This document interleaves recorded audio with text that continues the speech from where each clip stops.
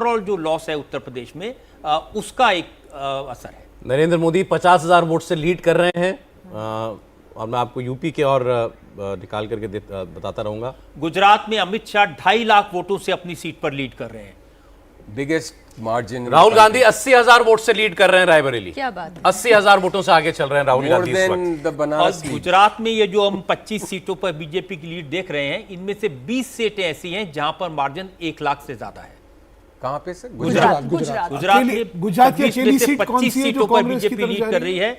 अमित शाह अपनी सीट पर 2.5 लाख से कर रहे हैं और 20 सीटें ऐसी हैं जहां पर 1 लाख से ज्यादा का मार्जिन। बेसिकली गुजरात और एमपी बीजेपी हिंदुत्व आरएसएस की जो सक्सेसफुल लैब है, इस इलेक्शन ने फिर प्रूव कर दिया कि ये उनके दो मोस्ट सक्सेसफुल एक्सपेरिमेंट्स रहे हैं, जहां पे वो बिल्कुल पोल पोजीशन पे है, बिल्कुल डोमिनेंट फोर्स है, कोई चैलेंज नहीं। कर्नाटक में भी अच्छा प्रदर्शन है, कर्नाटक में भी पिछली बार के मुकाबले बेहतर किया है।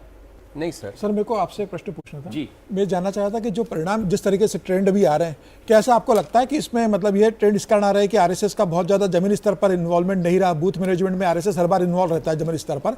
इस बार ऐसा कहा जा रहा है कि आरएसएस ने बहुत ज्यादा बूथ मैनेजमेंट देखा नहीं, भारतीय जनता पार्टी ने अपने विस्तारकों और अपने कार्यकर्ताओं को बूथ मैनेजमेंट पर इन्वॉल्व किया था। तो क्या ये कारण हो सकता है कि संघ का बहुत ज्यादा इन्वॉल्वमेंट न होना? सुधांशु इसका बेहतर जवाब दे सकते हैं। क्या इन्वॉल्व था मुझे मालूम नहीं। मुझे नहीं लगता कि इसमें कुछ सत्य है। ये हमेशा क्या होता है कि जीत के कारण जो है किसी न किसी को ठीकरा फोड़ना होता है। संघ और भाजपा के संबंधों में हर एक को एक राष्ट्रवादी सोच होती है, इसलिए देश के सामने जब चुनाव आता है तो हर एक को लगता है कि चुनाव में उस राष्ट्रवादी सोच की जीत जरूरी है, इसलिए सब लोग लगते हैं। जो बात आप कह रहे हैं ना, ये सुनी जरूर थी। देखिए जो बातें सुनी जा रही थी बीजेपी के सर्कल में, वो ये बातें थी। पहली बात कि बीजेपी के लोगों को छोड़ के दूसरी पार्टियों के लोगों को तरजीह दी। एक, बीजेपी के एस्टेब्लिश्ड कार्यकर्ताओं को टिकट नहीं दे करके अपनी पसंद के लोगों को टिकट दे दी।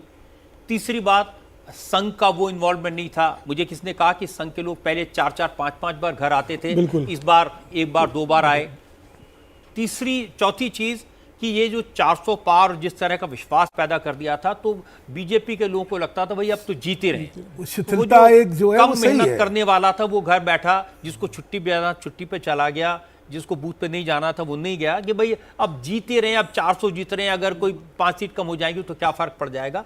ये सारी बातें चुनाव के दौरान उन्होंने सुनी थी, लेकिन अब इन चीजों का कोई पैमाना नहीं होता नापने का। चलिए सर, राहुल गांधी को भी थोड़ा डिस्कस कर लेते हैं, क्योंकि राहुल गांधी की नेतृत्व क्षमता पर, उनकी यात्रा पर, उनके टिकट बंटवारे, हर चीजों पे उनको बहुत क्रिटिसाइज किया जा रहा था। लेकिन अगर आज ये टैली जो है अभी 100 के आसपास छूती हुई दिख रही है, कांग्रेस की इंडिविजुअल टैली 97 पर लास्ट जो मैंने चेक किया था वो नजर आ रही थी ट्रेंड में, तो कहीं ना कहीं अब एक्सेप्टेबिलिटी उनकी 99 हो गई है, अब 89 हो गई है। 89 हो गई है, तो मतलब एक्सेप्टेबिलिटी उनकी विद इन द कांग्रेस बढ़ेगी। देखिए राहुल गांधी को लाभ तो होगा, इसमें तो कोई शक नहीं है, लेकिन ये भी सोचना चाहिए कि राहुल गांधी 2014 में लीडर थे कांग्रेस के, जब वो हारी थी।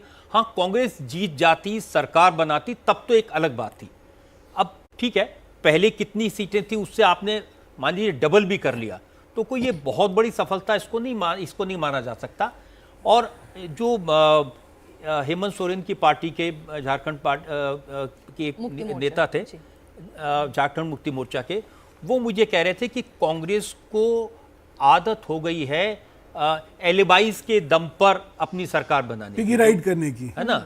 जो साथी दल हैं उनकी शक्ति के दम पर आगे बढ़ने की। बिहार में दूसरों के दम पर आगे बढ़े, यूपी में दूसरों के दम पर आगे बढ़े, अपने दम पर साउथ के अलावा कांग्रेस ज्यादा कुछ नहीं कर पा रही है। ठीक है, और इस बीच अब हम प्राची के पास एक बार फिर से चलते हैं, क्योंकि उत्तर प्रदेश, अगर ये जो हमारी टैली दिख रही है इसमें कुछ बड़ा परिवर्तन कोई एक स्टेट ला सकता है तो वो है उत्तर प्रदेश। और उत्तर प्रदेश में फिलहाल मौजूदा स्थिति जो है पार्टी वाइज, प्राची क्या है, हम आपसे अपडेट चाहेंगे। बिल्कुल, देखिए उत्तर प्रदेश पर ही सभी की निगाहें बनी हुई हैं। जैसे उत्तर प्रदेश में जो ग्राफ है वो बढ़ता है, वैसे ही जो ओवरऑल टैली एनडीए की वो भी बढ़ती हुई नजर आती है। तो आइए जल्दी से उत्तर प्रदेश के आंकड़े आपके सामने रखते हैं और आपको बताते हैं कि फिलहाल यहां पर क्या फेरबदल हुआ है और किस पार्टी को कितना फायदा हो रहा है, कितना नुकसान हो रहा है। समाजवादी पार्टी आप कह सकते हैं कि यहां पर अच्छा गेन करती हुई नजर आ रही है। आपको बताएं 31 सीटों पर समाजवादी पार्टी आगे चल रही है, 7 सीटों पर जो कांग्रेस है वो आगे चल रही है। आप अगर बीजेपी की बात करेंगे तो 39 सीटों पर बीजेपी के कैंडिडेट्स आगे चल रहे हैं। 2 इसमें आप आरएलडी के और प्लस कर लीजिए, आरएलडी के भी 2 उम्मीदवार हैं जो अपनी अपनी सीटों पर आगे चल रहे हैं। लेकिन 31 और 7 इंडिया गठबंधन का ये आंकड़ा 38 का हो जाता है, और अगर आप 29 और 2 को जोड़ेंगे तो ये आंकड़ा 41 का हो जाता है। यानी बहुत ज्यादा अंतर है नहीं इंडिया गठबंधन और समाजवादी इंडिया गठबंधन और भारतीय जनता पार्टी के बीच में, एनडीए के बीच में। अब देखिए ओवरऑल ब्रेकअप अपने आपको बता दिया, लेकिन सीट वाइज कैसे बदल रहे हैं ये रुझान, ये आपको बताएंगी मेरी सहयोगी मीनाक्षी।